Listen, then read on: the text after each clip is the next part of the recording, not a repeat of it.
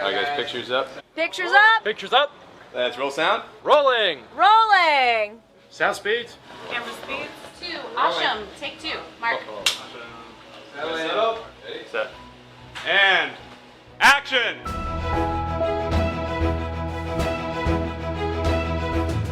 Welcome to the Penn Cinema Podcast, your behind-the-curtain connection for movie news and reviews. Now here are your hosts, Penn Ketchum and David Moulton. Welcome to the show. I'm David Moulton. And I'm Penn Ketchum. What's up? Penn. Gangsta. Welcome. It's a new year. I want to say to you, Yes. congratulations on 6 years together. Is that what this is? We've completed. Oh, 6. We are now in year 7. Oh my God. And I want to say, when I step outside Right. and the paparazzi are there, Oh yeah, brutal. and we're in the sea Right. of lights, Right, but all it's I worth see it. is you, buddy. I keep it real. Oh my God. I don't let it get to my head. I want you to know my wish for you is a whole new you this year. Wait, no, wait, Well, what? Wait, I what? wish me a whole new you Wait, this no. year. My wish for myself is a whole new you. Oh my God, so good. Well, David, listen, we need to start with some sad news. On this show, we have frequently commented about the passing of various celebrities and dignitaries and giants in the business, and there's no legend bigger in the Penn Cinema family, in the exhibition industry, than Robert E. Tucci, my beloved father-in-law, my business partner, my friend, and a friend to everybody who has ever worked at Penn Cinema. Some of the kids might not have known him because he was behind the scenes, but everybody, all the managers, he worked here for many, many, many, many years. He was one of our founding partners. And I think his biggest legacy, so Bob passed away last week.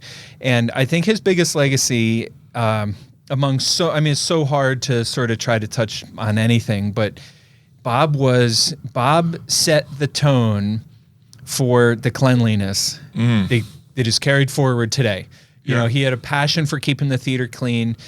He was constantly cleaning the carpets. He used to joke a lot about, my whole life is light bulbs and batteries, because a lot of our early sinks were battery powered, and now we wised up, and most of them are tied into the electric. But it's incredibly sad and a huge loss for the Penn Cinema family. But we take comfort in what a great life Bob lived and what a great legacy he leaves at the theater.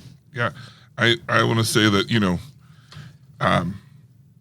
if you were involved in Penn Cinema behind the scenes, especially those early years, then that smile greeted you many a times, and he was a man of a big, warm smile. Yeah, he was a beautiful person, and we're working right now to figure out the right way to honor that legacy and his memory moving forward. So it'll come together. We have a few ideas. It's premature to announce anything, but yeah, Bob, I think in my Facebook post I said, we lost a legend, and that's really what he did. He was a real character, and everybody always, like, the common thing that everybody talks about is whenever you talk to Bob, no matter what the topic was, whether it was, sports or easy fluff or some heavy topic, you always smiled. Yep. Even the hard talk conversation, you're always laughing. We always found a way to keep it light and keep it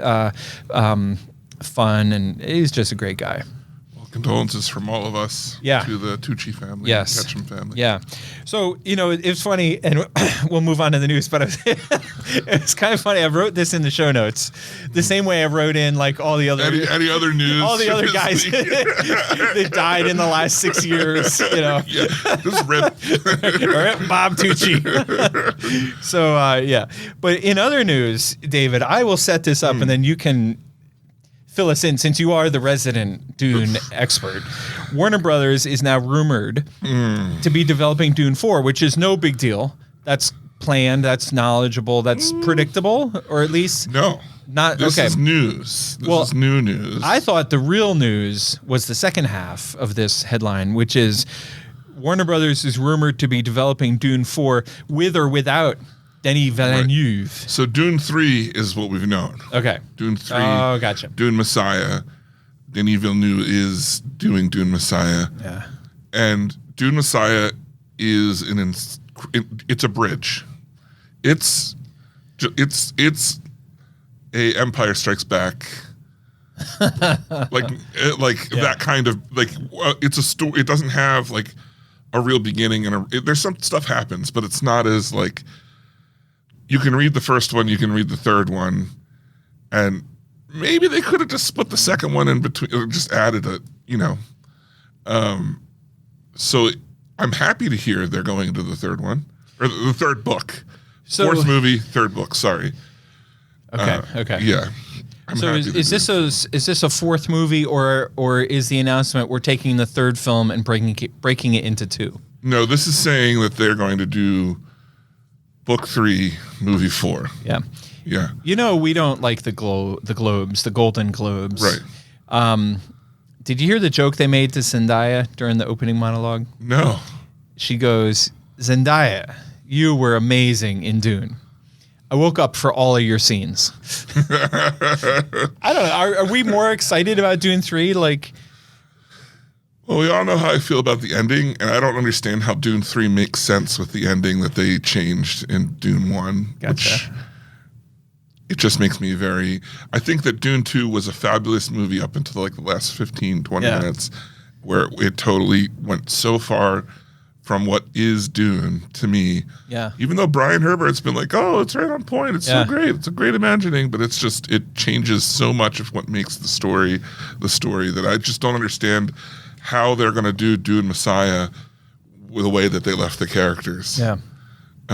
Because in the book, at least, it picks up immediately, pretty much. But the fourth book, Dune 4, I guess I shouldn't spoil stuff. Nobody cares. Go ahead. It's about it's called Children of Dune. Okay. And it's about Paul's and Chani's children. Oh. And their whole thing, and Paul's like the parents are dead. Do you feel like there would be a greater level of interest in Dune if we knew, Paul and Chani have kids, and you sort of saw the longer story arc that was down the pike or coming, or? Well, maybe if they hadn't ended it with them both hating, like with her like basically rebelling against him and him becoming a psycho, which is not how it ends. He's a victim. That's the whole thing. Right. He's not a hero. He's a victim. So I don't know. I've said this probably a billion times. This is like watching you talk about Dune is like pure torture. I wish that I could get you to watch the Dune and Children of Dune miniseries. Children of Dune stars Susan Sarandon, James McAvoy. It's got names in it. What platform is that on? I don't know that. I have the DVDs. Okay. I think you might be able to rent it on Amazon. I don't know. Okay. It's a mini series. Right. So the reason I say I wish I could, full-heartedly knowing that if you were to watch 2, that's 12 hours of your time. Done. No problem. I got 12 hours. Are you kidding me? When don't you have 12 hours? Come on. The acting is amazing. And hit pause and I'll watch it right now. If you get, right now. If you want Dune visually done right, it's this. Okay. Now it's not as exciting. Yeah. Because it takes that time between. Which is why nobody's heard of it. Well, no, it was on Sci-Fi Channel, like in 2001. So it's. Oh, it was on the Sci-Fi Channel. No, it was on Sci-Fi Channel. Oh yeah, that's legit. So, that's a thing. I'm just saying is that I'm here some today. of the backdrops are very clear matte paintings. You know what I mean? Yeah. Like it's that old of a thing. But James McAvoy, it's fantastic. Susan Sarandon's great. Yeah.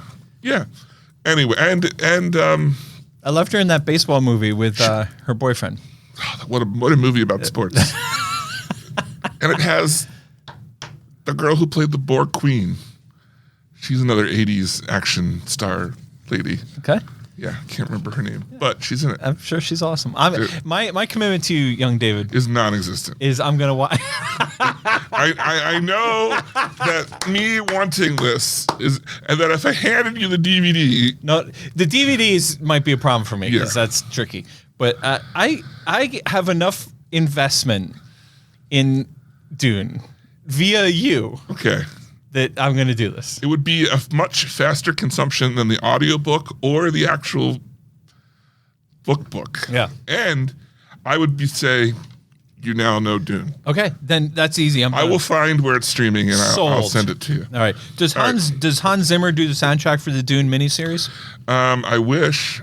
Yeah. Or maybe I don't because it's awesome. I mean, so it's its own thing. It's Yeah. awesome on its own. Yeah. I know several people who have it like on vinyl. It's so Wow. good. Wow. It's very good. Really? Yeah. Okay. It's especially the Children of Dune soundtrack. It's Yeah. very, very good. But Hans Zimmer did the Dune 2 soundtrack. It was And awesome. It was awesome, but it wasn't eligible. It's not eligible for an Oscar. I think I said that was my favorite part of the movie. The sound, Probably. the sound Yeah. and score. All right, so why is it not eligible? That doesn't make any Well, sense. Denis Villeneuve is really upset about this. And As he's well like, he should be. The problem with this is the Oscars have a rule that the score for a sequel or franchise film has to be more than 80% new music. And Dune 2 did not fit that bill because it was reused themes and stuff from Dune 1. So That's some bullshit. I mean, it makes sense. Yeah, it as makes, a rule. it makes sense. It makes sense as a rule. I mean, he won. Let's not forget that he won it for Dune 1. Yeah. So no one's saying that it's not Oscar worthy because Yeah. clearly he already won an Oscar. Yeah. All right, we're gonna start a new game today. Okay. All right, we're gonna start a 7th year off with a brand new game that we've never played before. The game is called Who You Got. Who you got? Who you got? Who you got, David? Who do I got? Who do you got? Hans Zimmer, Uh-huh. John Williams. Oh, his weird. Ladies and gentlemen, I stumped. Oh, he made the face. I don't know. I mean, I guess it's got to be John Williams. Got to be John Williams. Yeah. It's a tough question. It's a tough question. It's a tough question. But when you think of incredibly instantly recognizable things, it's John Williams for the win. Yes. Like Hans Zimmer's amazing. Yes. No doubt. It might be one of those things where, like, you know, the argument is not. You don't even want to say who's more talented or who's better because that's ridiculous. But the argument might be we're not talking about musically critiquing their work. No. We're talking about who you got. You know. I think John Williams is more has Yes. more recognizable tunes. Yes. Out there. It's got to be. It's got to be John Williams over Hans Zimmer, which is brutal because Zimmer is amazing. Well, who does the sound work for the Nolan films? Hans Zimmer, I believe. Yeah. That's right. Yeah. Speaking of Christopher Nolan, David, what is his next film going to be? Because I was chatting with one of my friends from Universal this afternoon, and we were talking about how great 2025 is going to be. Yeah. And he was agreeing with me, and then he said, I don't want to get ahead of myself, but we have an incredible lineup for 2026. And one of the things on his list was a new Christopher Nolan movie. Is this what we're talking about? Yeah. Yeah. Walk It's us through Odyssey. it. The Odyssey. Are you familiar with the Odyssey? The ODSC. Yes, I pretended to read the Odyssey in 9th grade. Really? Yeah. I have read the Odyssey. Ah, fascinating. And I quite enjoyed it. Very nice. It's. I think this could be very cool. I like this kind of literature. I'm familiar. I'm not sure if I read it. I don't. I probably didn't. But I'm familiar with the story, and I'm comfortable enough to say that this story feels worthy of Christopher Nolan. Right. And I'll say the opposite. Christopher Nolan, I think, is worthy of tackling this story. Yes. Maybe more than almost anybody else out there. You know, I'm there with you on that. Yeah. Yeah. But, you know, the book that comes before the Odyssey, Catcher in the Rye? the Iliad. The Iliad, right, of Right. course. This is about the Trojan War. That makes Now, way more sense. It's graphic, so, you know, maybe pull your kids away. Are you familiar with the characters? Yes, but remind me. Like, you got the Achilles. Somebody's like sleeping with his dad, right? Not in the Trojan War. Oh, okay. That's the Odyssey. You got the Achilles. The Odyssey is the mom, and The Achilles is the guy with the broken heel, that's the only place you could get hurt. right? Him and both of these. Yeah. You know about both of these too? Boba Fett. No, both of these. Oh. So Both of these guys? yeah. of these. So with Achilles, they had this pool they put down, right? And the mom, when she dipped Achilles in, she dipped him and held She him was by holding him by his Achilles. by his heel. Yeah. And that's the only place he could get hurt. But with both of these, like his parents held him by the groin. Oy. Yeah. So you know about Achilles here, but what do you know about both of these nuts? You worked hard to get there. I really did. You worked really, really hard to the get there. payoff Yeah. was perfect. Oh, man. boy. All right. And here you had me all excited I was going to read the Iliad. You were this close. All right. Right after Dune. All right. Golden Globes for this week. Do we care? No. Why would we care? I know. I don't care. I don't even know who won. I was going to look, and then I was like, I don't know if I care. I literally, I watched her monologue because I was curious. I what's her name? I was curious. I know Nikki Glaser. I know that she's a person in the mainstream universe, and I don't know much about her. So I felt like I wanted to be familiar a little bit with her. And she was like fine. She wasn't. It's all right. She wasn't good, but she was fine. And that's literally all I know about the Globes. The only thing I saw was Anthony Mackie fawning over Sebastian Stan about how much he loves Sebastian Stan. I also saw a clip on TikTok of Because he won for whatever Sebastian Stan did. Dax Shepard, Oh? and he was caught watching the football game during the Globes. Who wouldn't be? He had it on his phone. It was awesome. That's perfect. Yeah. That's perfect. All right, so that's all the news that's fit to print. That's it. That's it. Oh, old school. Look at him go. Old school, simple. Well, it's year 7. You got to start off with the original. I should, yeah, okay, yep. Right? Don't be disappointed in yourself for keeping it real. David, this week we have 5 trailers. I would go out on a limb and say that we have 4 incredibly solid trailers. Oh. And one Okay, no, yeah, I got you. one entertaining trailer. Yes. Just entertaining. I thought you were gonna say we have 5 good trailers, which I think we do. But if you want to split hairs, we have 4 really good trailers and 1 entertaining. I'm surprised that you say 5 good. I thought the one. Do you want to start off with the one that? Sure, go right ahead. That this movie is called Grand Theft Hamlet, and I thought you would be just like, why am I wasting my time? David, let me blow your mind for a minute. Yeah. I'm gonna. You sitting down? Well, hold on. This is my trailer of the week. Are you serious? I am. I shit you not. I had a trailer of the week, and it was locked in. I was good to go. And then I watched Grand Theft Hamlet. Yeah. I mean, the reason why it's my trailer of the week is because it is by far the most creative and interesting movie, period, that I've seen. Like in the premise, the process, everything about it is different. I think it's going to be very interesting to watch. Nobody's going to see this movie. Nobody's going to see You're going to have to work really hard to find it. The people who would watch this, that watch this kind of content on YouTube, already have enough of it on YouTube for free. Right. They're not going to come to the theater.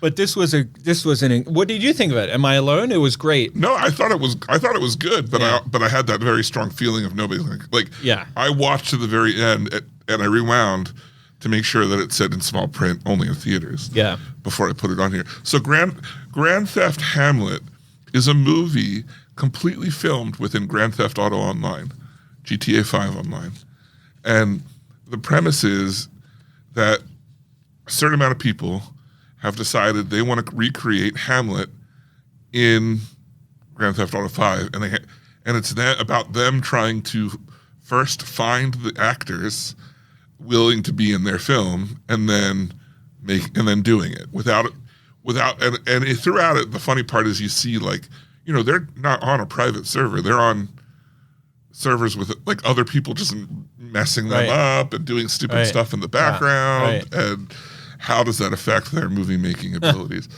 I think it looks fun. I think so too. I think it looks really creative. It looks really fun.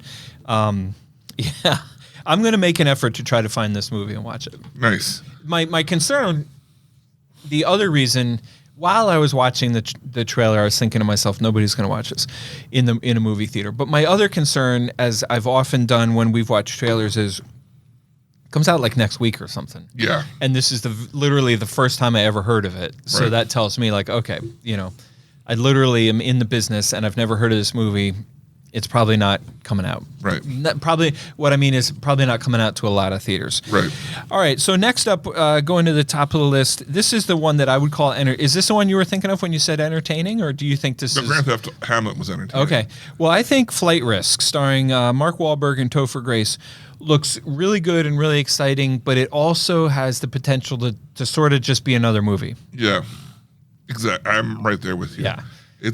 I watched this night the whole time thinking, I want to see this, but it's going to have to try really hard for me to walk out and be like, more than just, okay. Yeah. My question is, Want to go over what it's about? oh, I'm sorry. So Flight Risk is about a pilot who's hired to fly a fugitive, nay, government witness, Yeah. to transport them somewhere in a small, private aircraft, like one of those old, like single propeller type of thing. And there's a woman, is she with the FBI or somehow there's a authority who's doing the transportation. And then it's revealed in the trailer that the pilot who's been hired to make this flight, played by Mark Wahlberg, is in fact a mafioso type. Right. And his intention is to kill the guy. And the big thing is he's got a big bald wig on. Did he have that to fool them, or is that his character? I think it's his character in it. Yeah, that's interesting. Yeah. My question about this film, so that's what the premise is. Chaos ensues. There's fighting in the flight. There's near miss, almost crashes into a mountain, all kinds of stuff. My question is How long can it go on? Is the whole movie in the airplane? Right. And if so, it's going to be one of those things where I'm frustrated because in the trailer, there's at least 3 different times where somebody looks like they killed somebody else. Yeah. And so are we just going to have one of those things where it's like a million near misses? How does the balance of power shift back and forth? I feel like it's going to be a constant switch Yeah. between who's captured and Who's got the upper hand. Yeah, who's got the upper hand. Yeah. Yeah. So I don't know. I look forward to seeing it, but it does leave a lot of questions. So it comes out at the end of the month. Next up is my trailer of the week. Oh. Love Me. Oh. It's also a command. This is a trailer starring, I should have written their names down. Kristen Stewart. Kristen Stewart, but the guy's well known too. He's a Asian guy whose name I wasn't familiar He's in with him. Mickey 17. I want to say Stephen Yun. Stephen Young. That's Yeah. it. And Kristen Stewart plays a buoy A buoy? on what we're assuming is an Earth post everyone's left or post-apocalyptic. Or I think it's post after everyone's left. I love how you refer to our planet as like a dinner party. Yeah. Everyone's left. They We're cleaning the kitchen. Got up. It's like a Wall-E situation. Right. That's exactly what I was thinking. It's WALL-E. Yeah. I was thinking to myself, this is a cross between WALL-E and I don't know. There was Her. Yeah. So the idea is that the buoy has been out doing its buoy thing for who knows how long. It has artificial intelligence. When all of a sudden a satellite comes and the satellite says, I'm here to connect you with everyone else. And all of a sudden the buoy has access to the internet and has developed somewhat of sentience and wants to be human. And the buoy and the satellite fall in love. As they so often do. As they do. Right. Well, that's why the satellites are always falling down As into they're the wont ocean. to do. Right. Yeah, because they're like, buoy. Right. Did you say developing sentience? Sentience. Sentience. Yeah. I know what that means, but that's a tricky word. What if someone told you what it meant? No. Usually the word I'm more familiar is like as an adjective or an adverb, like sentient being or something like that. Yeah, but sentience is like a state of being. state, like Yeah. knowing that you're alive. Yeah. Something that's sentient has sentience. Right. That's what I'm saying. Yes. Yeah. That's what I'm delving into here is I've always heard it as something to describe a being Right. who has intelligence. So you say a sentient being, but you're saying a sentient being has achieved sentience. Yes. I would go out on a limb and podcast at pencinema.com. I think you're my only friend that has ever used sentience in a sentence. I am your only friend. Right. Period. Hard stop. Hard stop. Right. So it ends with me. All right. Next up, we have Queen of the Ring, which I didn't love. Really? This was my runner-up. Yeah. Yeah. It looked good. I could tell that it's going to be a good movie. Mm-hmm. I don't know. Walk us through it. It's based on a true story, which is probably its big downfall for me, is to like get me interested. But it's about a woman wants to enter into, I don't know the name of the person that it's based on, but the woman, she wants to be a wrestler.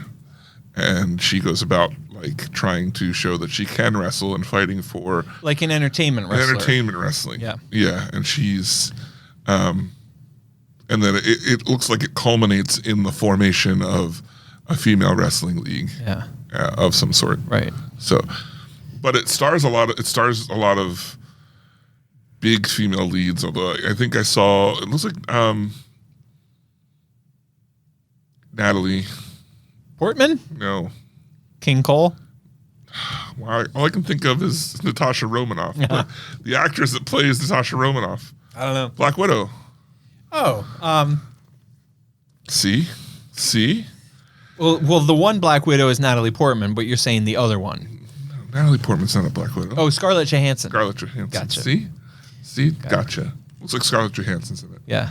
And the other girl. No sign of Colin Yost. The other girl, the other girl, she was in the movie.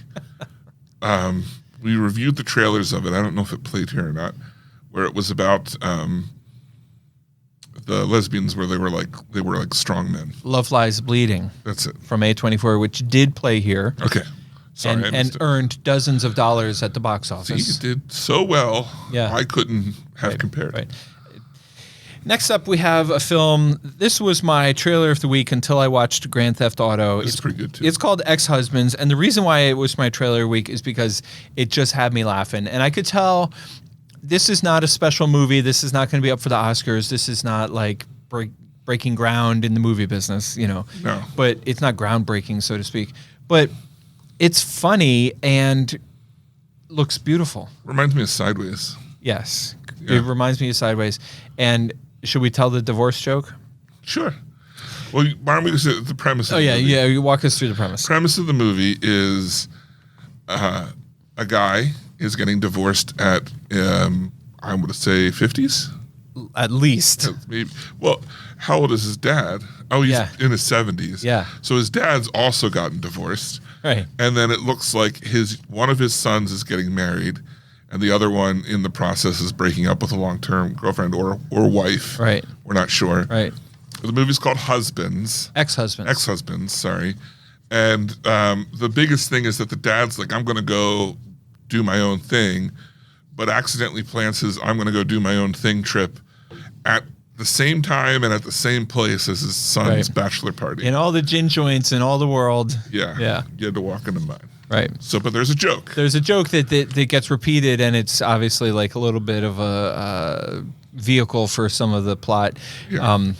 This couple in their 90s is getting a divorce. Yeah. And this guy says to him, what's the point? Why are you in your 90? You're 90 years old. You're in your 90s. Why are you getting a divorce now? And the dad goes, well, we were waiting for the kids to die.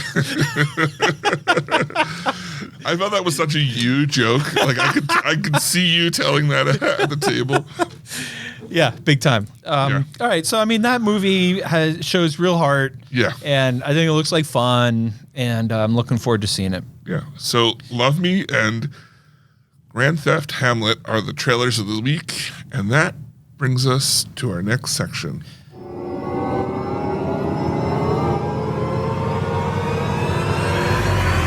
My face all squinched up. I missed it. I waited too long. Almost had it. Still working on getting the hang of that. I was going to try to get it so that when I landed on my seat, It was, like I sat on a whoopee cushion. yeah, Speaking of whoopee cushions, my favorite segment of the year. yeah.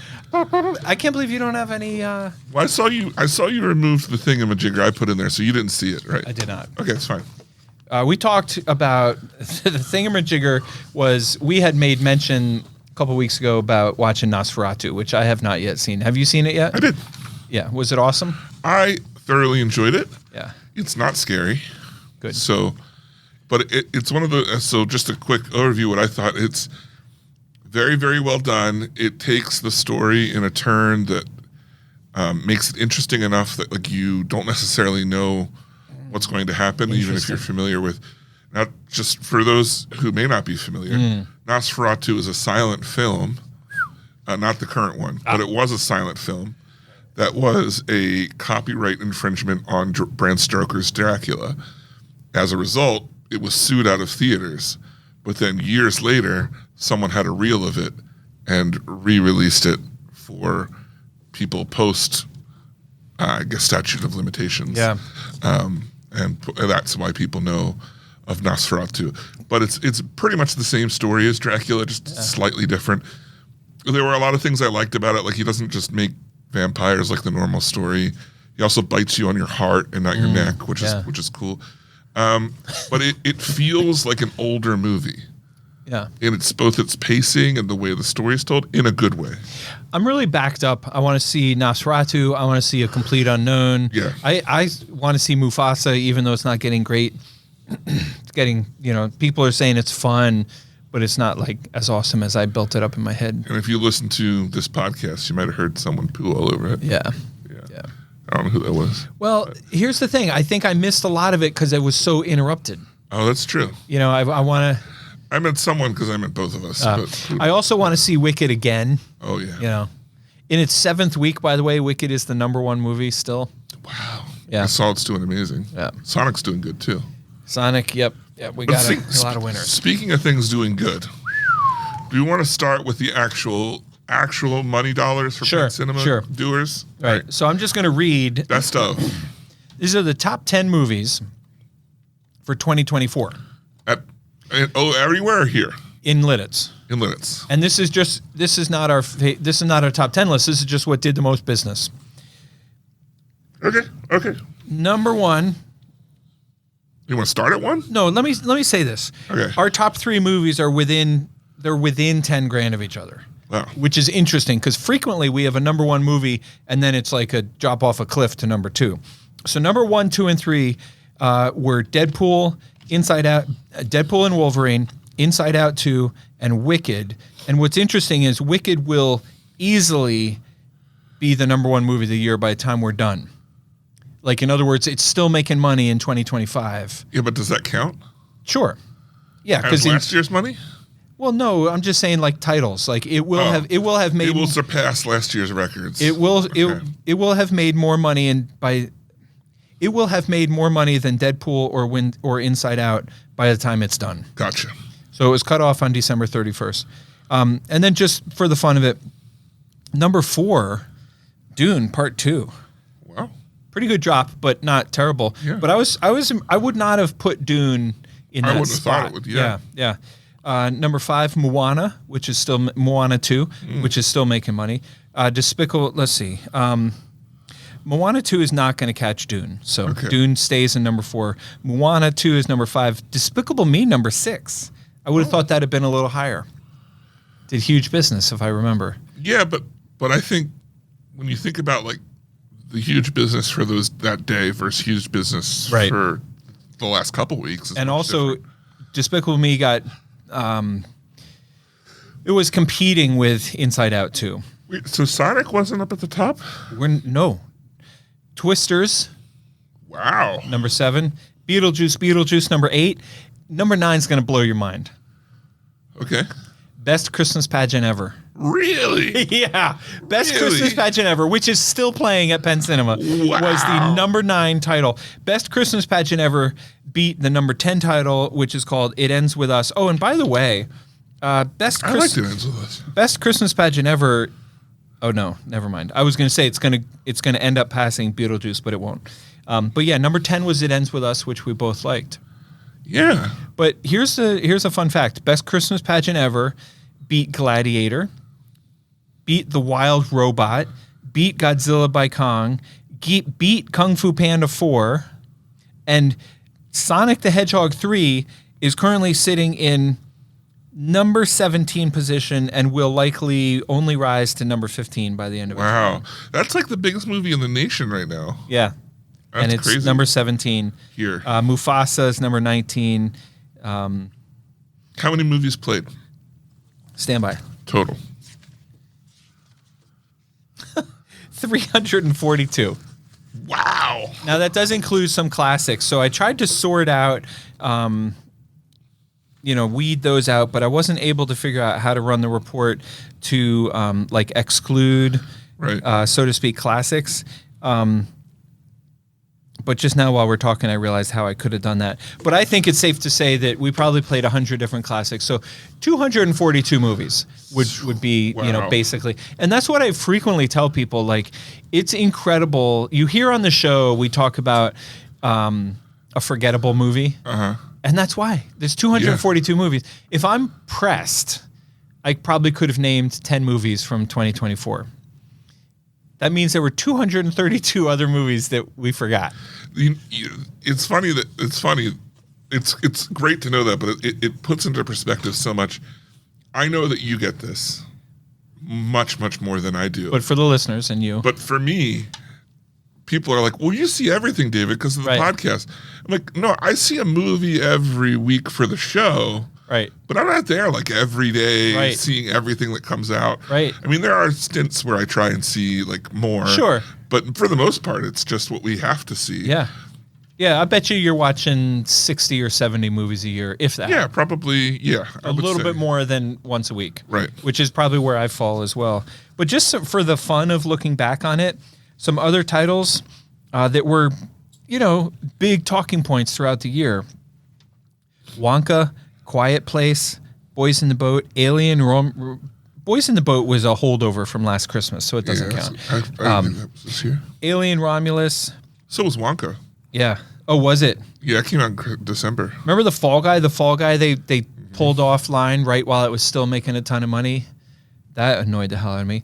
Number 33, Venom: The Last Dance. Wow. I think Wicked's at home now too. Yeah, it is. Yeah. Yeah, same studio.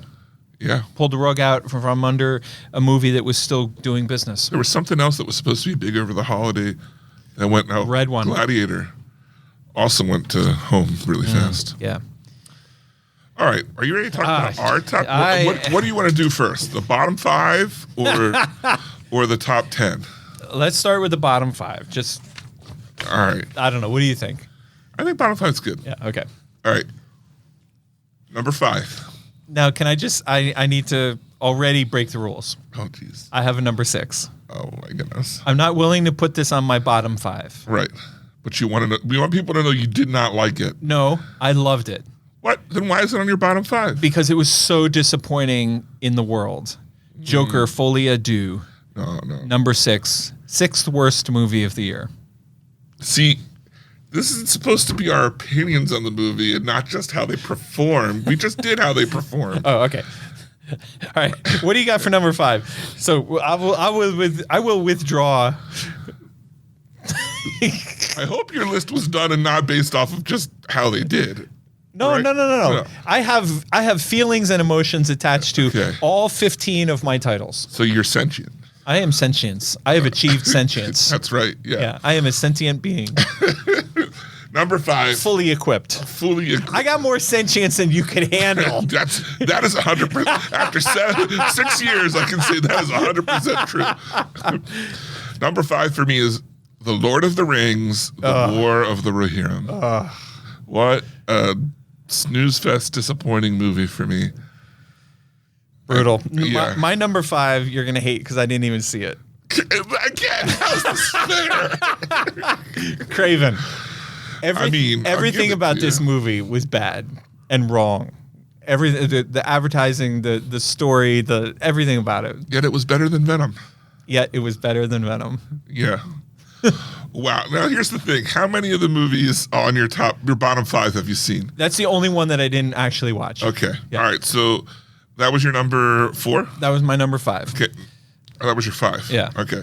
Number 4, Yeah. Furiosa: A Mad Max Saga. Why? I didn't like it. I think it wanted to be amazing and then just disappointed me. Yeah, that is how I feel about my number 4, which Okay. is Trap. Oh, yeah. M. Night's movie, which showed up with incredible potential. Yes. And terrific buzz and possibilities, and it fell short. It wasn't good. I was so disappointed by it, and the real problem wasn't how bad it was. I mean, obviously it wasn't good, but the real problem was how good it could have been. Right. Which I think is what you're saying about Furiosa. Yeah. Yeah. No, I famously did not like the first one, but I had high hopes for the second one. Like Famously. it sold me. Yeah. On it. Yeah. So. Yeah. All right, number 3. Here. Why? Man, you didn't see that one, I right? did. Okay. Yeah. I just thought it was very poorly done. You could say about here what we just said about those other two. Yes, It yeah. we were psyched for it. It had such a good premise and then failed to pull it off. Even remotely. Yeah, it just like half the stories didn't add up to anything or mean anything. Yeah. And then the ones that did, it felt like it felt like someone recorded a stage production. Yes. And Which like is, I think that's what they were going for, but it didn't work. didn't work. And it felt like the stage production was on a green screen. The only thing I will give them is that they were doing it on purpose. But Yeah. but the idea didn't They get a thumbs up for trying something new trying and something- original, and a very creative premise, but but it just did not work. for me, number 3 was it's not going to fit in with any of those previous movies. I'm talking about Kinds of Kindness. Oh yeah, you didn't finish that one though, right? I did not even finish it, which is why I put it lower than Trap and Craven. And I felt like this was a movie where he was so successful with Poor Things. Right. And I was so excited with, that he had a new movie coming out. And I feel like it was the kind of example of somebody who was so successful, they're just given a green light to do whatever they want. And maybe what they want shouldn't have been done. I felt like the payoff at the end was real clever, but she didn't get there. And I don't mean that as like, as much as I want it to be a knock on you, it's not. Because Yeah. it was. I think it would be hard for anyone to get there. Yeah. And it's a big ask. I also wonder a little bit, and I don't even want to say this out loud, but have I had too much Emma Stone? Oh, You know what I mean? Like, Yeah. like she's so talented and wonderful and everything, but she made so many movies, Yeah. and I felt like every time we turned on a movie, there she was, and there's nothing wrong with her. She didn't do anything wrong. But by the time I saw her in Kinds of Kindness, I was like, okay, I get it. I know, maybe I should give it another shot. I would feel wrong like suggesting that, considering you didn't like it as much as you did. Yeah. Like it's very. It's like a concept film, I guess. Like again, he's trying to do something weird. Yeah. And you need to be on board with the weirdness, and if you're not, it's a bore. For my second worst, number 2 on my list, we're approaching the worst. Okay. My second worst was The Watchers.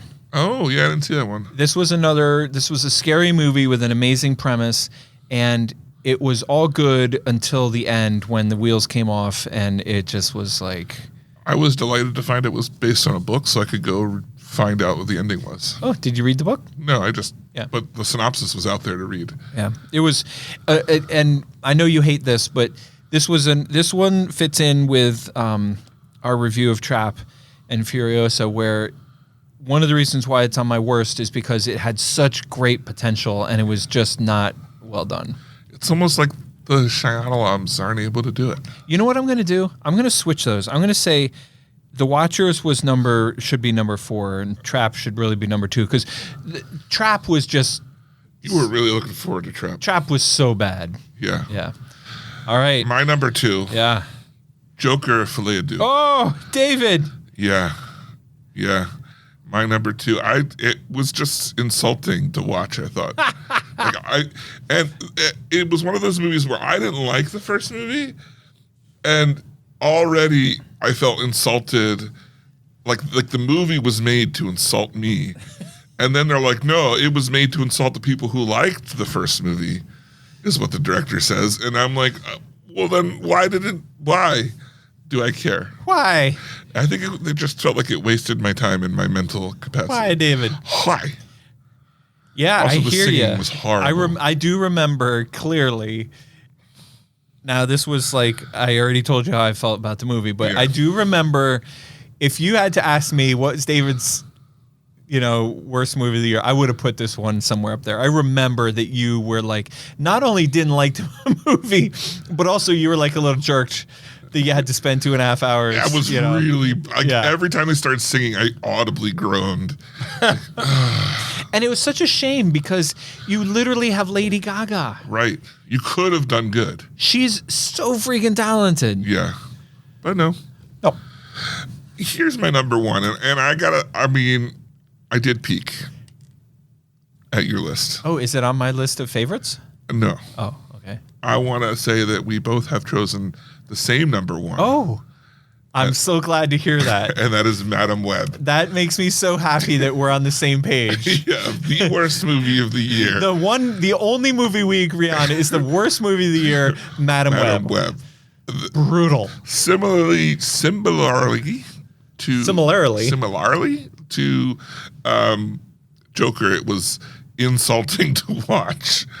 It but was more so bad. It was so bad. And the crazy thing is that, watching this movie, I thought, okay, I now can say that I don't know that I've ever seen Dakota Johnson in anything where she seemed like not a paycheck actress and was doing good. And then my world was turned upside down later. But it was so bad. The fact that they were trying to set up so much. Do you realize that Sony had 3 spum movies in 1 year, and every single one of them is considered a flop? I just want to. That's a really interesting note that you just blew by a second ago, which is if I don't know how your list is going to play out. Yeah, I know. But we could quite possibly, Yeah. we could quite possibly have David's worst movie and best movie starring the same actress. Amazing. Amazing. All right. Well, let's do it. Let's take a shift towards the positive and celebrate. Okay. I think 2024 was an incredible year at the movie. I think we had a great year. I was really happy with some of the titles that surprised me. And yeah. I talked to some other people about this, and while I think it was a great year in the fact that we didn't have a lot of inconsistency, I do feel as if that consistency was not the highest standard. As in, there were a lot of pizza movies this year. Yeah. Is what I'm saying. Yeah. Movies that you could go and you can be like, okay, I don't regret my time. However, I found it quite difficult to find standout movies this year. I would say that 8 of my 10 titles, and this is why I think 24 was a good year. 8 of my 10 titles are movies that were. Yes.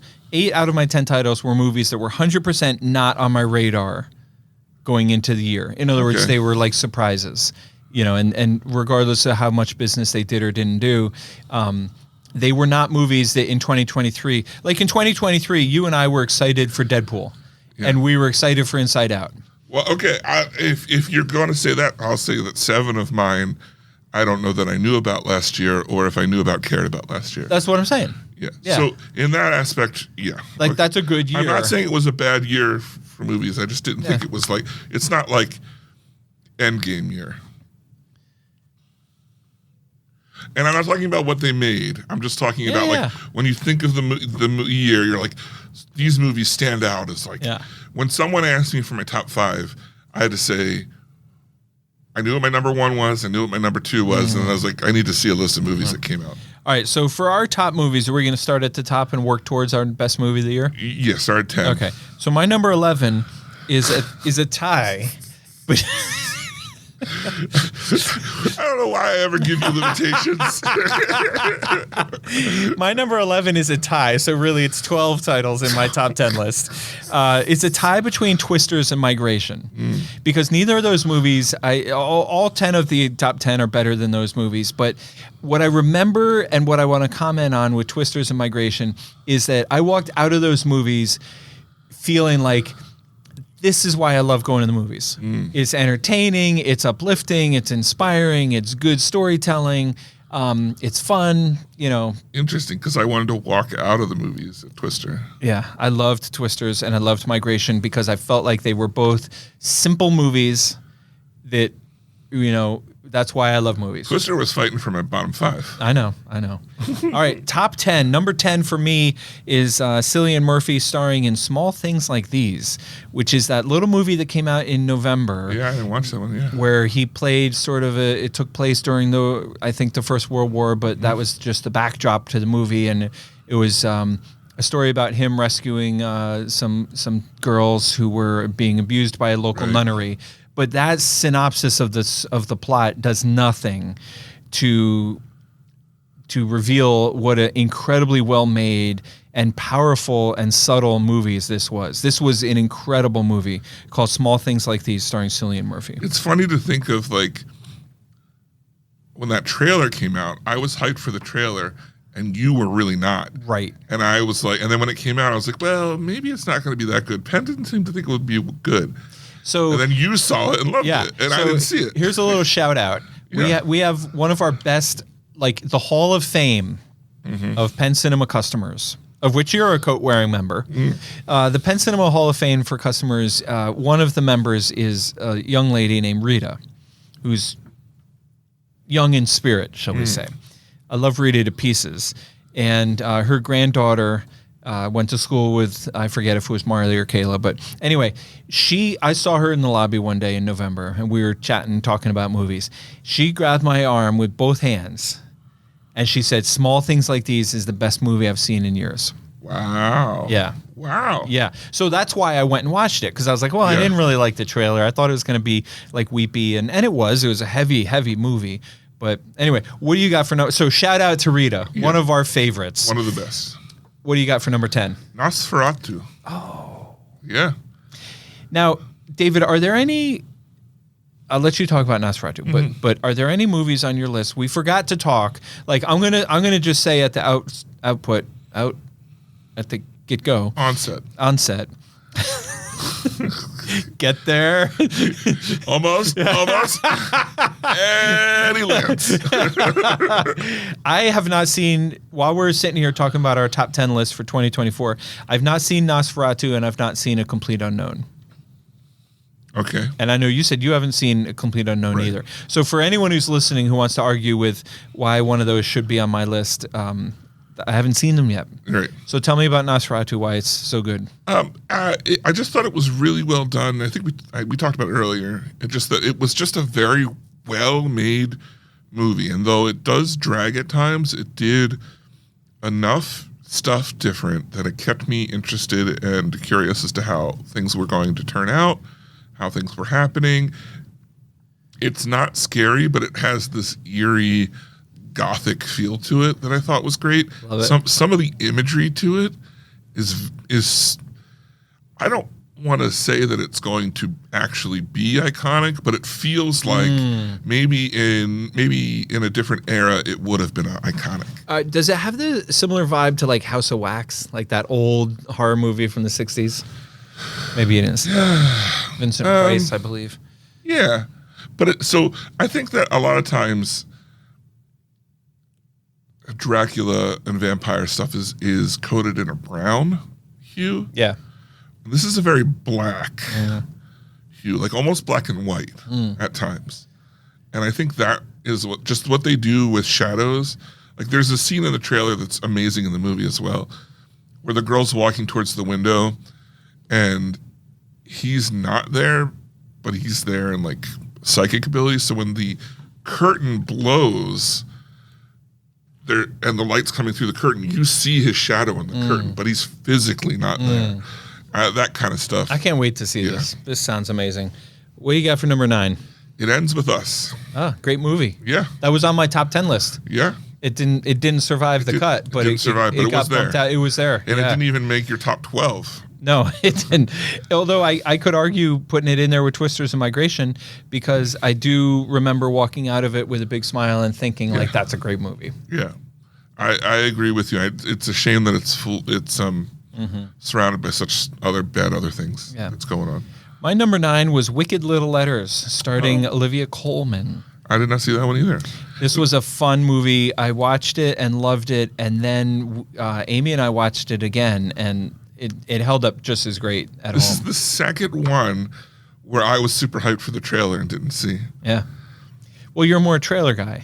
Maybe. I'm more a movie guy. Yeah. Oh, yeah, I guess I'm all about the hype, and you're all about the substance. For me, number 8, Blink Twice. I saw that, didn't I? Yeah, that's Channing Tatum. Remember where he takes the girls to the island and he drugs them? Oh my God. I thought that was really good Yes. and original. I have to say I kind of forgot it. I glossed It's over okay. it. I will say that I forgot about it too until I saw it came out this Yeah. year, and I was like, oh yeah, Yeah, that was great. yeah.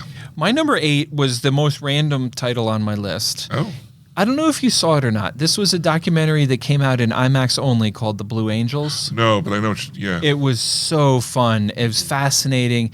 And, IMAX is great for movies that take place in space or in the air or in the ocean or underground, Yeah. like in water. And The Blue Angels, it's a short documentary. I forget if it was even 60 minutes long, but it follows a class of new Blue Angels pilots. And it was interesting. It was fascinating. It was moving. But the cinematic experience of being in the Blue Angels was ridiculous. It was so good. that's awesome. Number 7 for me, Kayla might want to sit down because she's going to scream at Oh me. no, Number 7 for me is Wicked. really? This was a great movie that I loved, but I'm just not ready to put it like at the top of my list. I know for her, she's going to tell me should have been number 1. Did not even consider it. It wasn't even on your list. No. What do you have for number 7? Honora. Oh, okay. Yeah, I really enjoyed that movie. And even like looking back, the more I look back on it, the more I enjoy bits and pieces of it. Yeah. Yeah, you didn't like it. I liked it. No, you didn't. It's okay. Did I? You didn't like it. What was my problem with it? Do you remember what my problem was? I think it was just slow, and you were bored, if I remember correctly. It was advertised as being hilarious, and then it wasn't funny. Yeah, well, it definitely wasn't funny. Yeah, I mean, it has its humor, but it's not Yeah. a comedy. I remember it fondly. I mean, it's not in my top 10 list, but I thought I remembered liking it. Maybe I'm overselling your dislike for it. Number 6, Well, what was your 7? Wicked. Okay, that's right. Yeah. Wicked, and you had Nora for number 7. Right. Number 6 for me was Boy Kills World. Oh, yeah. Is that on your list anywhere? No, it's not. This was bloody and wild and gory, as the goriest movie of the year easily. But just so like what you said, I think about Blink Twice, like it was so creative, it was fresh, it was original, it was ridiculous, but it was so good. Like I just loved It was fun. Yeah. Yeah. Great movie. My number 6 is right in line in the stylistic side of that with Deadpool and Wolverine. Ooh, wow. David's Deadpool is out of the top 5. Yeah. Ladies and gentlemen, this just in. And I'll tell you this, it and Honora switched places like 4 times. Oh, so it could have been even number 7. Yeah. Yikes. Yeah. What was your number 6? Yours was yeah. You Boy told me. Boy Just Kills told us. World. Why am I not remembering? Like Number 2 7 seconds was ago? Wicked. Number 5 for me, Alien Romulus. I don't know why that struck me funny. You didn't like this one either. Are you sure? You didn't like it like I liked it. I don't. No, think. for sure. Yeah. But I think I remembered liking it. I think what I remembered saying about it, and maybe we can get the Oculus on it. What's the guy's name? What's Abacus. Abacus. The Oculus. The Oculus. Get the The Abacus. Meta Quest 2 on it. Right. Get the Abacus going. I thought I remembered liking it because it reminded me of like a movie out of the 80s or 90s. Like it was a little bit old school, which I loved. And I remember liking the soundtrack and the score, I guess is the more appropriate word. Tell me about why it was number 5 on your list. I felt like it was a refreshing dive into the world. I liked that Yes. things felt more analog than Yes. they had been in previous Alien stuff. It wasn't as incredibly predictable as the last bajillion Alien movies. And it was a small crew running on a ship rather than the aliens infesting, Minnesota or something. Right. And No, I It could has its flaws. I could be talked into putting this in my top 10. I liked it. I don't have a problem with it being your top 5. Okay. Number 5 for me, when I walked out of this movie, I said to whoever would listen, this is my favorite movie of the year. Whoa. What was that? Wild Robot. Oh. Is that on your list somewhere? It is. It's coming up. All right. Wild Robot for me it's an animated movie. It was, I think I can say this. It was the most beautiful movie of the year. Visually appealing, best looking, most enjoyable movie of the year. And then it helped that it had an incredible plot, a great story, great characters. Everything about it was good. And then the fact that it was so beautiful, like just absolutely gorgeous animation. Yeah. I'm right there with you. Yeah. Yeah. My number 4, Conclave. Which totally surprised me at how much I liked the movie. Yeah. It's funny because your number 4, your reason for number 4 is the same reason for my number 4. Okay. My number 4 is The Outrun with Florence Pugh. She plays a recovering alcoholic on an island. It's like I didn't see that Scotland one or either. Ireland or something. Half of the movies on your list I haven't seen. It's crazy. It is crazy, but it's the same experience as I'm not trying to cut you off about Conclave, but like same thing with The Outrun. Like I kind of saw it because I was intrigued and I like Florence Pugh, and like it was just so like engrossing, and it just drew me in, you know, and not so much like Conclave, but like some of the other movies. Like kind of like what I said about Wild Robot, but also small things like these. The Outrun was incredibly. It was slow, but not in a bad way. You know what I mean? It was so beautifully shot. It was shot on location, and it was so beautifully shot that you were almost happy to just be getting in these sweeping vistas and these long, faraway shots of her walking along the beach or on a path or whatever. And it was funny and it was heartfelt, and it just was an incredible movie, The Outrun. Number 4. And you had Conclave. I had Conclave, which was just, to me, had so many like not weird, but had so many turns to it that I didn't see. Like it was a very unpredictable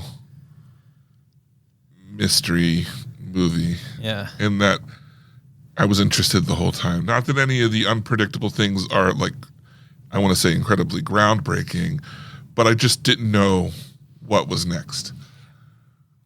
I recommended Conclave to a lot of people. I really enjoyed it. I really liked Conclave. The reason why it's not in my top 10 is because the storyline, it started out and then by the end, it felt like they just had to quick wrap up loose ends. I didn't love how the plot concluded. I agree, but at the same time, I think that really, with another movie on my list that we'll get to, really sealed the feeling of how that situation would have felt when it was over. Of just like, okay, we had this really intense thing, and now it's over. So like, what's next? Like, there's like you carry the weight of that situation with you, without it like still, I guess the right word would be controlling you, in a way. That said, I question the rewatchability or the rewatch value in this. 0% chance that I rewatch Conclave as much as I loved it. Yeah, I would maybe watch it to show it to someone. Right. But I'm not going to seek it out on my own, probably. Right. Number 3. Time for the podium, David. This is the big one. Okay. You ready for this? Yeah, hit me. An American country movie with I'm kidding. Oh. What's his name? I couldn't Kevin even Costner. Kevin Costner. You were trying to do that. Yeah. Although I did like that movie, it didn't make the top 10.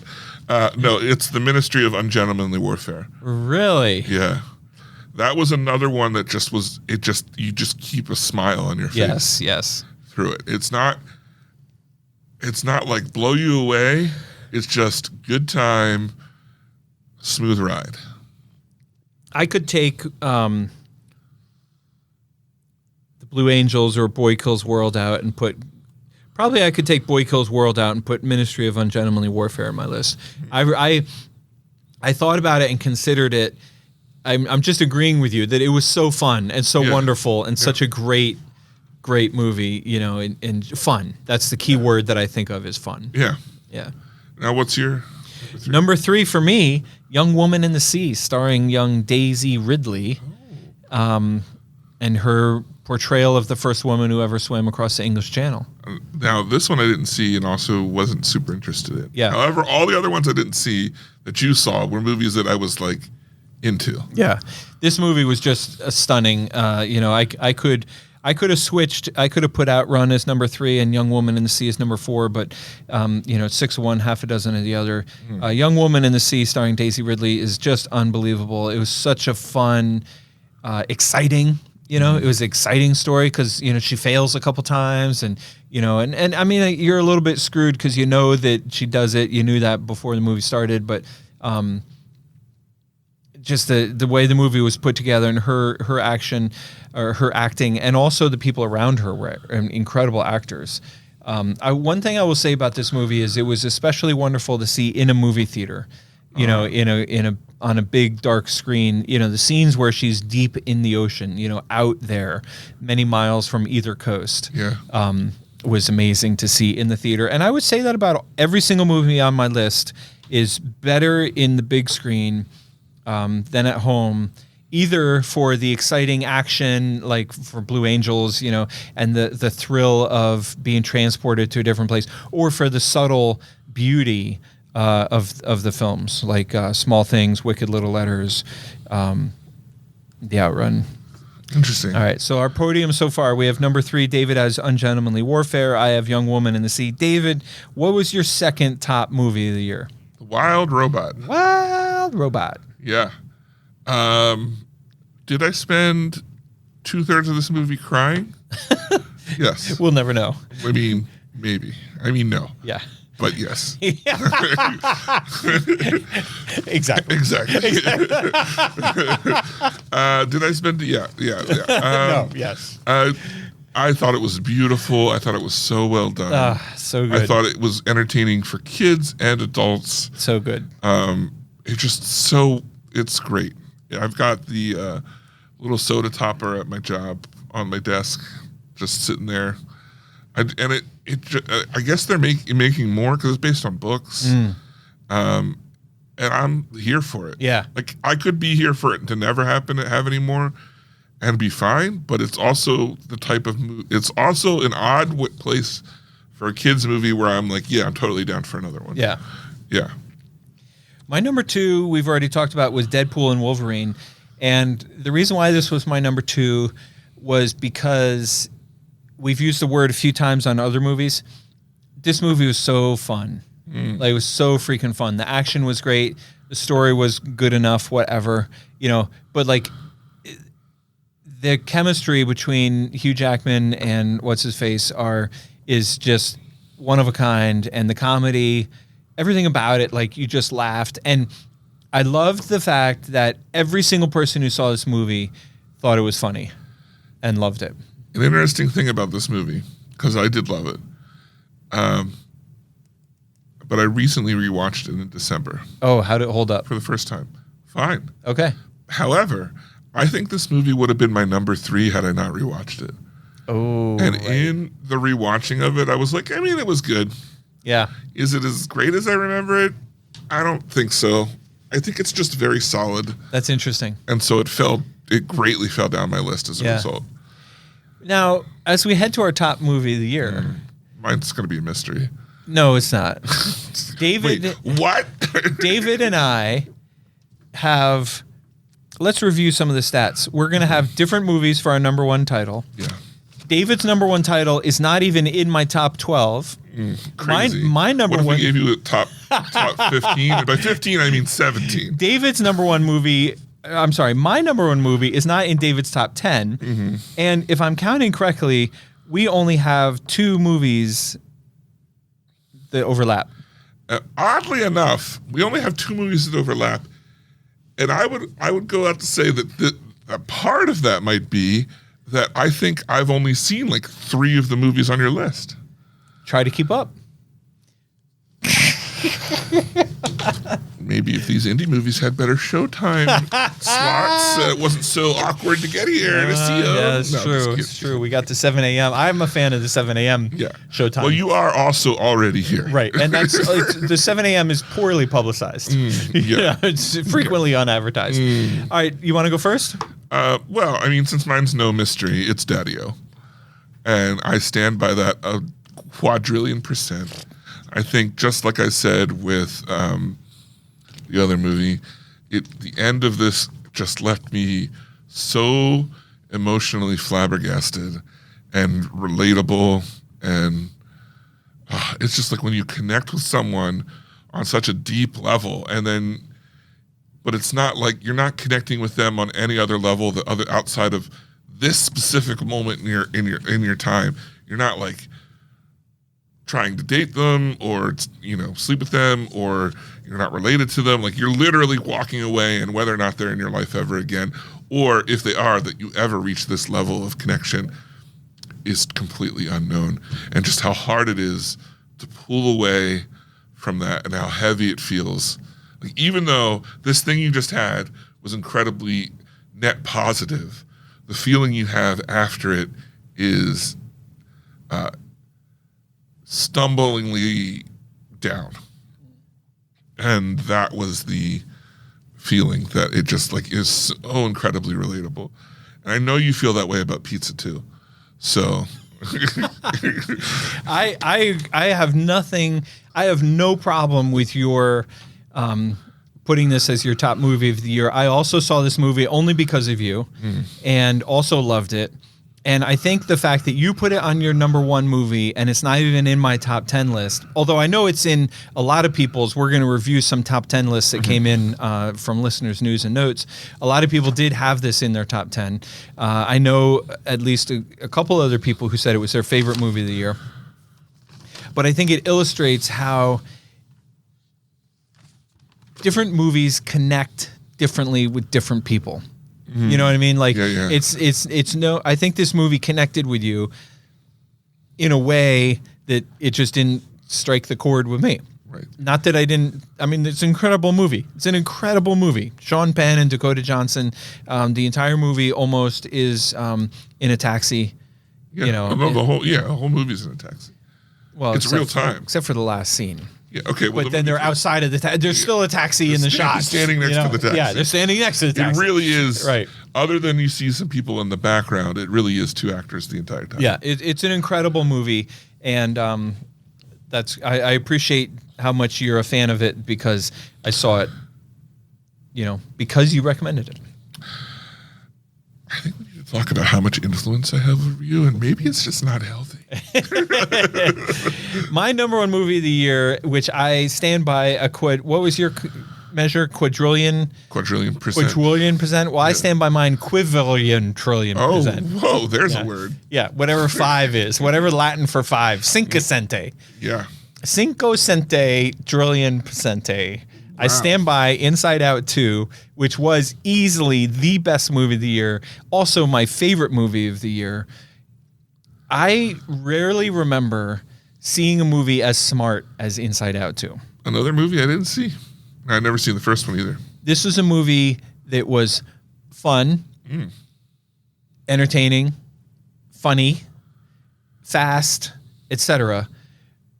But also, I mean, this movie is so smart. It literally made me think about who I am and my life and etc. Like 54-year-old man, literally rethinking everything I know about myself and my life based on a kid's movie. I'm not saying I'm living differently now, or, I'm not trying to say that it changed my life, but it was such a smart movie that it literally could cause a fully formed adult, to think back on their values and their character, In etc. almost full. Almost. I'm getting there, David. I am so close. I can smell it from here. Yeah. One of these days. Right. I can see it from here. Yeah. It's any minute now. But anyway, so my top movie of the year was Inside Out, which, again, I would say the same thing about Inside Out that I just said about Daddy-O, which is, different movies connect differently with different people. Yeah. So my top 10 reading from the back down was number 10, Small Things Like These with Cillian Murphy. Number 9, Wicked Little Letters with Olivia Colman. Number 8 was The Blue Angels. Number 6 was Wicked. Boy Kills World. Number 5 was Wild Robot. Number 4 was Florence Pugh in The Outrun. Number 3 was Daisy Ridley in Young Woman in the Sea. Number 2 was Deadpool and Wolverine. Number 1, which I stand by a cincillion%, Inside Out 2. David's top 10 list was Nosferatu. Number 10 was Nosferatu. Number 9 was Blake Lively with It Ends With Us. Blink Twice, Channing Tatum. His number 6 movie was Deadpool and Wolverine. His number 7 movie was Anora. Yeah. His number 6 movie was Deadpool and Wolverine. Number 5, Alien Romulus. David's 4th best movie of the year was Conclave. I think if I'm going to take any issue with your list, Conclave sticks out. His podium, number 3 best movie of the year, The Ministry of Ungentlemanly Warfare. The second best, Wild Robot. And David's number 1 movie of the year, Sean Penn and Dakota Johnson star in Daddy-O. Daddy-O. You wanna go out and say what big movie was missing on my list? Yeah, mine too. Dune 2 failed to land on either of our top 10 lists. After being so high the year before. It's stunning, actually, when you think about it. Yeah. But that said, I will again. It's just the ending of the movie. The rest of it is fantastic. And to your point that you made earlier, you and I watch a lot of movies. We watched over 50, probably 60 or 70 movies this year. Right. So Dune, am I guessing Dune's number 12, 13, something like that, 14, 11? It would be in my top 20. Top 20. Still pretty damn good. I don't know where it would go, but yeah, it Yeah. would be in the top 20. Yeah. So, all All right. right. Well, next week, we're going to review we're going to have a double feature review or a single feature review, but we're doing musicals. And by musicals, I mean movies about music with music in them, some musical as in the classical sense, and some performative music. You lost me now. It's a complete unknown. Right, which is the Bob Dylan movie, Bob which Dylan story. neither of us have seen, but we hope to see before we record next week. Yes. And the other one is called A Better Man, A Better Man, which opens next week. which is the Robbie Williams autobiographical thing. It's a biopic. It's a biopic. Yeah. It's a Mr. biopic. David Biopic. Where he is Mr. portraying Doctor. himself as a monkey man. Dr. Mr. Biopic. But that has rather than with a complete unknown where it's Bob Dylan performing the music in the movie as if he's performing it for everyone else who is not singing and dancing along in the can't I think of the other, I already lost the name. A Better Man. A Better Man, he's singing his real life songs in musical fashion with everyone dancing and singing with him in the street. Okay, on to listener feedback, news notes, questions, answers, comments, commentary, and the like. So forth, yeah. So forth. Yeah. And we have a new guy. Yeah. So Desperate need of a nickname yeah. here. So No Name Eric writes in and says, "Hi, David and Penn. I really enjoy the Penn Cinema podcast. I've been a semi-faithful listener." Hold up. Wait, we got to call I feel like we laid low on this. Eric No Name. Right, Eric No Name. He could easily be Candy Bar Eric. Or No, that's too easy. It's We're too above easy. that, David. Are we? Yeah, his last name's a Candy Bar. Are we? How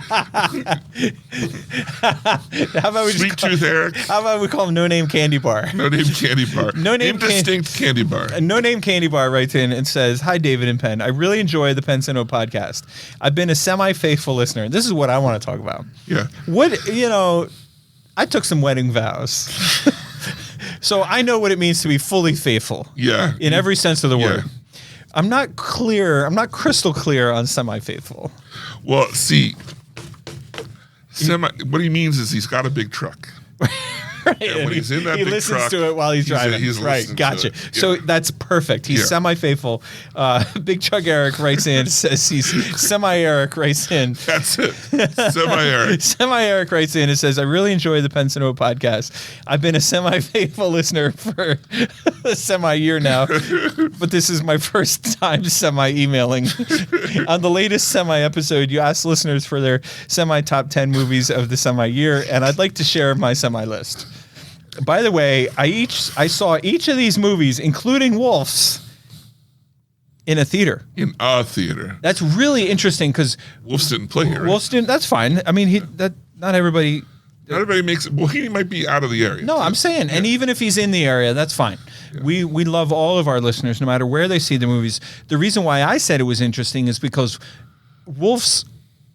I mean, that's a very small footprint. Yeah. It ended up not going to very many theaters. Although I recently heard from a certain, let's call him Goonie, that it was amazing. I watched it on TV and thought it was a great TV movie. Well, this so-called Goonie also watched it on TV, but loved it. Number 10 for Semi-Eric, the Book of Clarence, which wasn't on either of our lists. Oh. Number 9, David's number 3 movie of the year, The Ministry of Ungentlemanly Warfare. Number 8, Slingshot. Completely forgot about that, and I really liked that movie. Slingshot? Yeah. Remind me. That was the one where they were on the ship in space, and it was like there were 3 guys on the ship in space, and the ship they couldn't contact They Earth. had to slingshot around the moon or something. They were slingshotting around Jupiter. Yeah. And it was like, we could turn around right now, or we slingshot and we make it, we'll die, but we'll still complete our mission. Fascinating. And it was all in his head, or was it? I vaguely remember that, and I vaguely remember really enjoying it. That would have made my top 10. He has one that was on my top 11, Twisters, number 7. Number 6, Civil War. That was a good movie. Yeah. I'm surprised it's on his list, though. Number 5, If, Imaginary Friends. Number 4, Blink Twice, which I remember from your list. Number 3, the Bob Dylan biopic, the autobiographical. No, that's A Better Man. Number 3, A Complete Unknown. Yeah. Number 2, he has a TV show on here called Wolf's, which starred Brad Pitt and George Clooney. Interesting. And number 1... Semi-Eric's number 1 name movie is called Ezra. Ezra. I never heard of it. I think that's the one about the dad who's got the autistic son and goes on a trip with him. Rings a bell. Yes. Yeah. Yes. He's a comedian. What was the movie we recently watched with Zach Galifianakis and the other kid? They went to Poland and toured the World War II memorials. Well, Zach Galifianakis was not in the movie. But it was Macaulay. It was Keenan McCulkin. Yeah. Kieran Culkin. Kieran Culkin. Marley showed me how to say that, or Kayla. One of them. Kieran Culkin, and the other one was Zach Galifianakis. Am I wrong? It was not Zach Galifianakis. It was written, directed, and starring. I'm waiting. The guy from Other Things. I can't. The thing is, when you forget something, I then subsequently also forget it because I'm like, oh, that's so easy, and then it just blasts into my head. It's Are you looking it up? No. Is it the kid from Harry Potter? No. What was his name? No.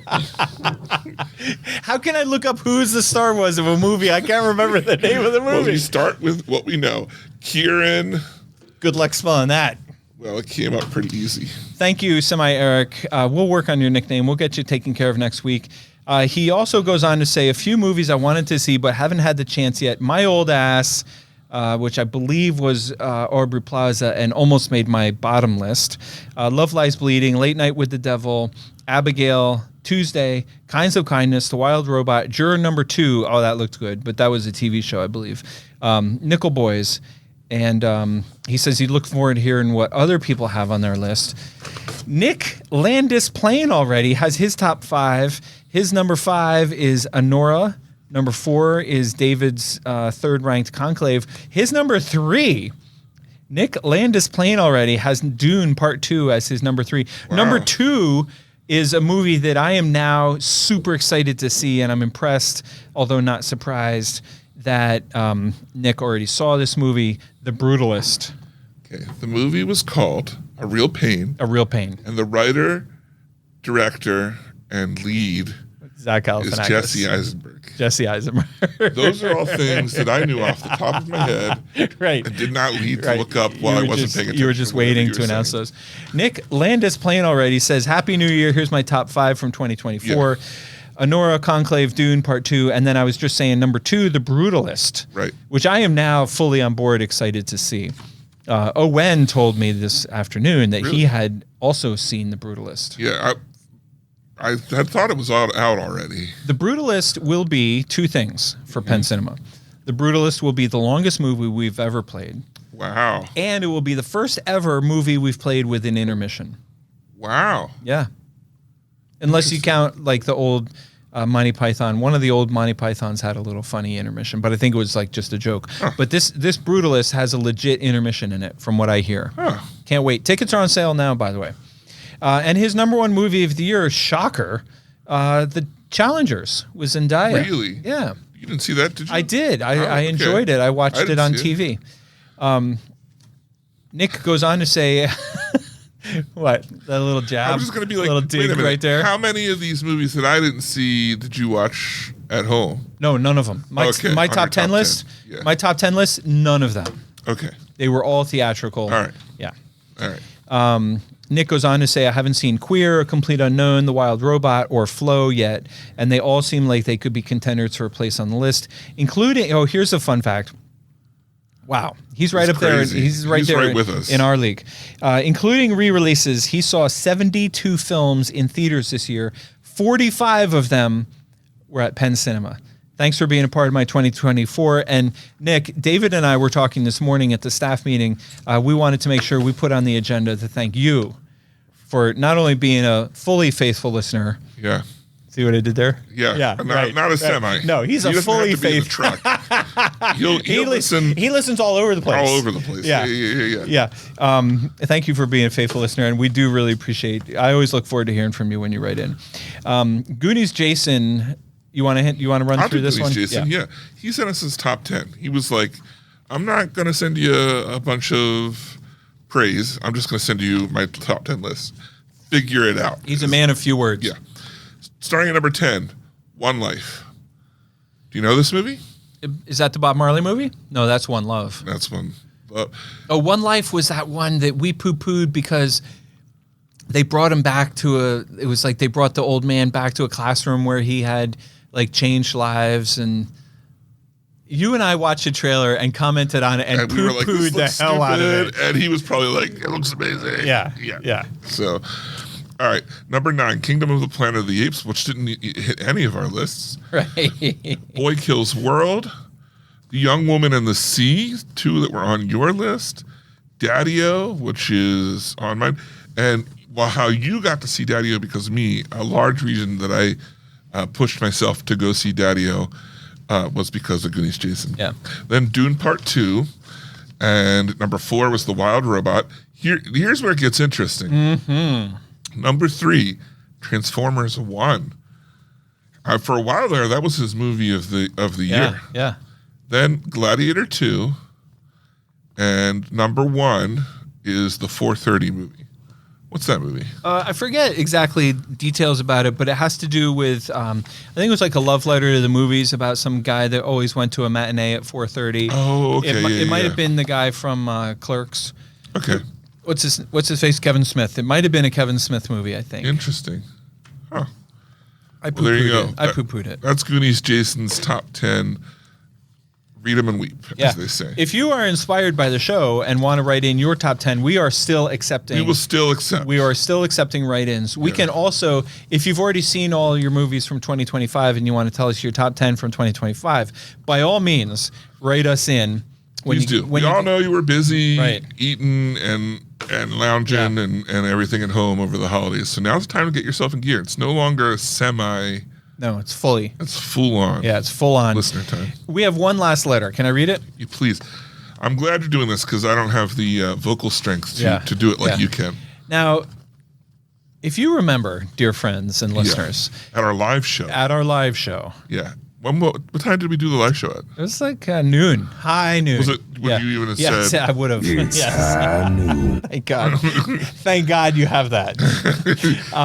Yeah, we had high noon, and we read a letter from Connor O'Connor about a terribly tragic situation with his lady friend Seville. Yeah. And how I forget what he did, but it was something positively unforgivable. Right. And as we all know, he met her On the show. On the show. Yeah. Basically on the show. Right. Yeah. I mean, he met her in the hospital. Right. And they 'Cause struck he- up an English patient type romance. He was listening like to none the other. show on a ladder. He Yeah. laughed so hard he fell right off the ladder and plumb broke his leg. Yeah. Right. Then he's in the hospital and he's got this amazing nurse Right. who steals his heart straight away. Right. And they live happily together happens ever at a hospital more right. often than you think. Right. They live together happily ever after until He went out with the boys or something. he bumbles up. I forget what he does, Yeah. but so it's not he- important. We're not here to drag up the no, bad. it doesn't matter. We're here to celebrate the Right. new. So we read this letter on the show Yeah. of basically him apologizing to Seville, Yeah. asking, "Please, baby, could you ever forgive me?" Baby, come Right. back. Yeah. Right. Exactly. That's pretty much exactly Yeah. what it was like. Yeah. And we never. I don't know about you, but I wake up every evening thinking to think, myself, "What are we doing here?" I think we even had like a special song. Oh yeah, we had like a slow jam. But I don't have it here Okay. anymore. Sorry. So you'll be relieved to know we have news from the Yeah. from Ireland. We were curious. We have news from Ireland, Yeah. and here it is. Lads, seasoned greetings to the both of you. My apologies for the lack of letters, but the holidays are a crazy time in my part of the world. I know I left you boys hanging in the middle of my drama the last time I wrote. But like wiggling toes in a well-worn sock, you came through. That might be the nicest thing anybody Yeah. has ever said about us. The Penn Cinema Podcast, like wiggling toes in an old worn sock. Yeah, that's usually that's a good way to describe people. How when you listen to us, we're like wiggling toes through a well-worn sock right into your ear. Right. So he says, I know I left you boys hanging in the middle of my drama the last time I wrote, but like wiggling toes in a well-worn sock, you came through. It was a few weeks before my dearest Seville listened to the episode wherein you pleaded my case, but your impassioned reading of my humble words reached past my slights and straight into her heart. And lads, she took me back. Oh my goodness! Oh my goodness! Praise the Hallelujah chorus. Yeah. Okay, David and Penn, you're both deadly in my eyes, and I owe you a debt I can only hope to one day repay. To begin with, I leave you with a traditional Irish blessing for the new year. May the new year bring your world to rights. May the new day outshine your darkest nights. May your fires be warm and your cups be fully. May your girls be pretty and your sheep be woolly. Stay true to the Lord's path and away from sinners, and never ever find a date at an extended family dinner.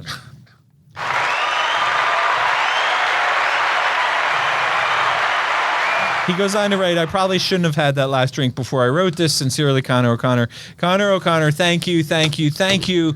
We are, first of all, grateful to hear from you. And more importantly, we're so happy that you and Seville are back. What a way to start in off good a year. graces. This is, you know what, David?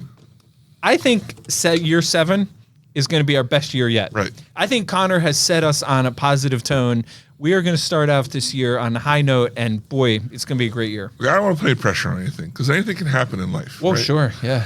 But what if you say, what if like someone dear to us was getting married in Ireland? Indeed. I mean, would we go?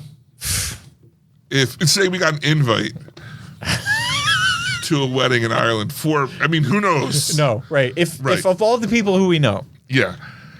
of all the many people that we know, if one of them would happen to send us an invitation to an Irish wedding, Yeah. Are we going? I mean, it depends on the time of year for me. Oof. I mean, it's going to be the best time of year because it's a wedding. Right. So my bags are packed. I was wondering Yeah. why you walked in with that suitcase. I know. Well, I told you, I'm always ready Right. for a last minute wedding. And why you're wearing that nice green shirt. Yeah. Well, I'm gonna get me some Lucky Charms. Boy. That's all I'm saying. All right, Penn. You know that brings me to a really interesting part of this Yes, episode. indeed. And I gotta know, what's up with you?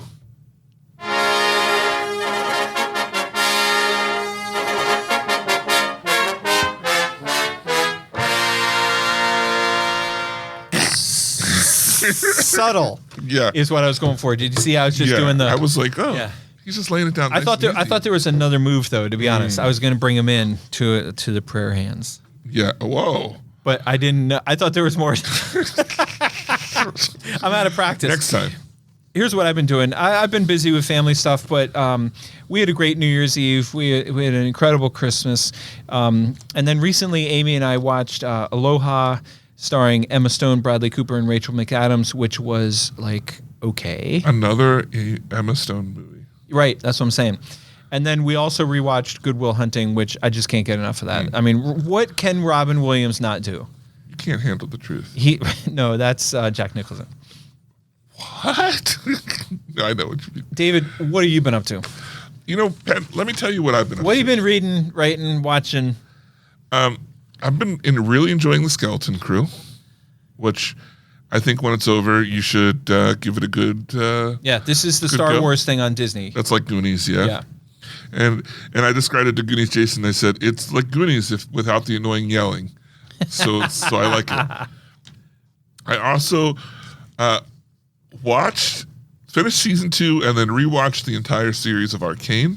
It's very good. I got Diamond Eyed Derek into it, and he burned through it like a fuse going to dynamite. Wow. I am currently rereading The Wizard's First Rule, which is one of my favorite series of fantasy books by Terry Goodkind. And here's the big thing. Yof Right, Yof has begun. A loaf of Yof. A loaf of Yof is officially here. I almost forgot about That is the year of free entertainment. YOFE Yof. Yeah. David has sat himself down at the proverbial dinner table and sliced himself a big fat slice of toasted loaf of Yof. Yeah. And some people had some questions. They wrote in or talked to us and they said, is it because you can't afford it? Is it a money thing? Are you Poe? Not in an insulting way, but you like, Poe? is it just because it's a little Yeah. bit more than you want to spend? Yeah, It's not. It's because for years, I have been willingly carrying the burden of paying for accounts, which I shared with multiple people. Everybody. Yeah. I was very quick to be like, sure, just use my account. Yeah, no problem, man. And Here's in my password. Yeah, and some of them, it was like I paid a little bit more for that privilege of sharing and making someone else's day.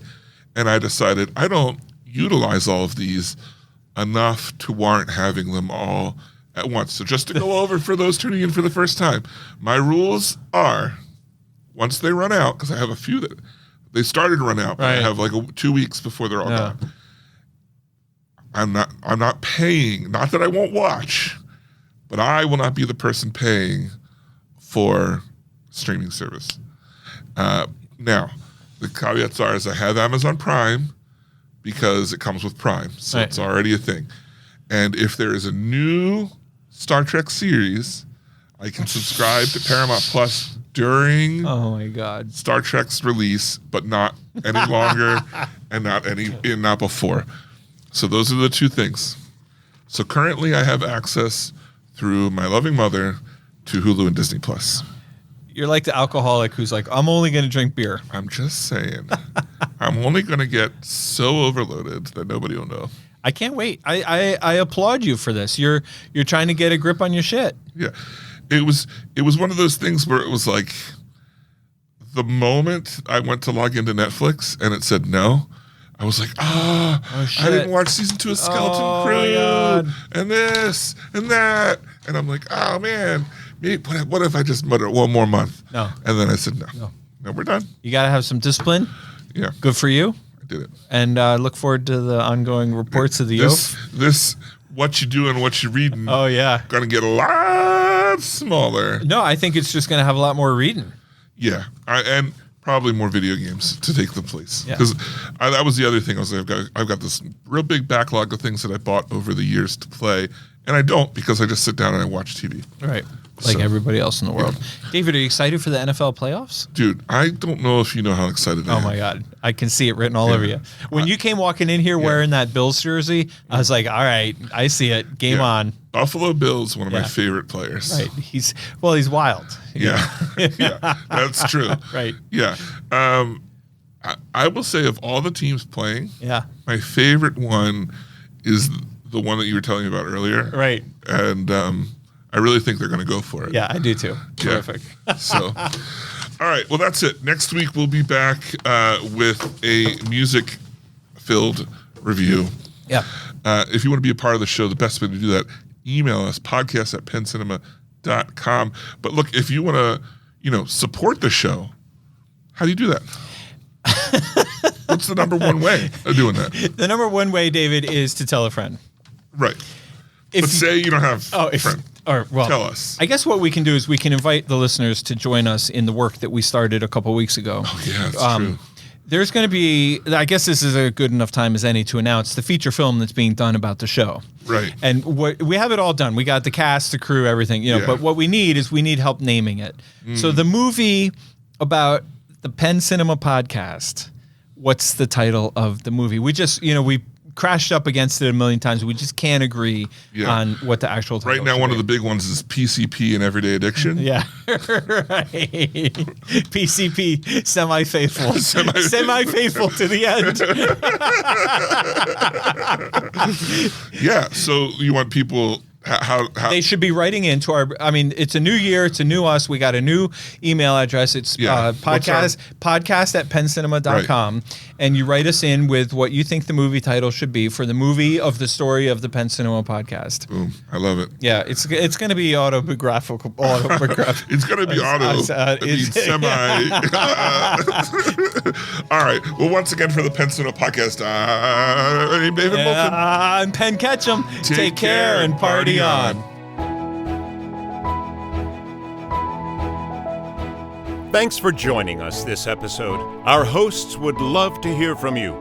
To contact the show with your thoughts and reviews, email podcast@penncinema.com. This podcast is a production of Penn Cinema. Escape to the movies at Penn Cinema, featuring crisp digital projection, killer sound, reserved seating, and premium power recliners. With locations in Lancaster, Pennsylvania, Wilmington, Delaware, and Huntington Valley, Pennsylvania. Showtimes and tickets available at www.penncinema.com.